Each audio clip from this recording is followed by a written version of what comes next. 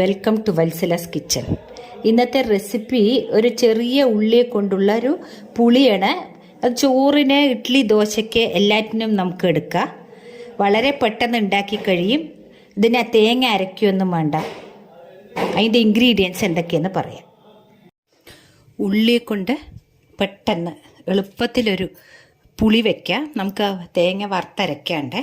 അപ്പോൾ അതിന് വേണ്ടിയിട്ട് ഞാൻ ഒരു 150 ഗ്രാംസ് എടുത്തിട്ടുണ്ട്. ഈ ചെറിയ ഉള്ളി ഇത് മുറിച്ച്, അത് കഴുകിയിട്ട് മുറിച്ചതാണ്.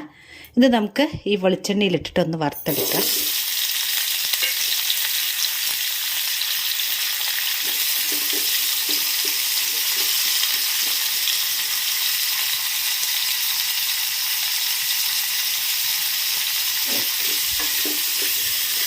ഇതിന് അരയ്ക്കേണ്ട ആവശ്യമില്ല. ഉള്ളി ഇതാ ഈ കളറിലായിട്ടുണ്ട്. ഇത്ര വറുത്തെടുത്താൽ മതി. ഇപ്പോൾ ഈ ഉള്ളി വതുക്കിയതിലേക്ക് 1 ടേബിൾ സ്പൂണ് മല്ലിപ്പൊടി ഇട്ട് കൊടുത്തിട്ടുണ്ട്. 1/2 ടേബിൾ സ്പൂണ് മുളക് പൊടി,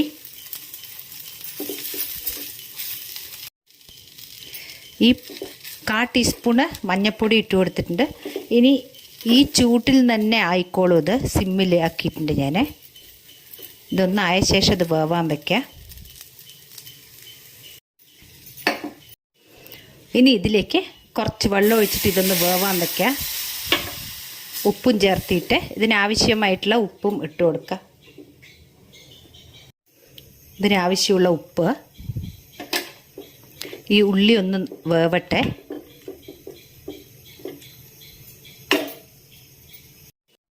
ഇപ്പോൾ ഉള്ളി വെന്തിട്ടുണ്ട്. നമുക്ക് എടുത്തു വെച്ച പുളി പിഴിഞ്ഞതാണിത്. ഇത് ഒഴിച്ചു കൊടുക്കുക. ഉപ്പ് ഈ സമയം ഒന്ന് ചെക്ക് ചെയ്യണം.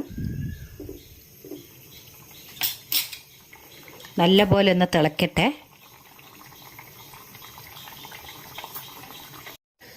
വറുത്തിടാൻ വേണ്ടി ചെറിയൊരു ചീഞ്ചട്ടി വെച്ച് കൊടുത്തിട്ടുണ്ട്.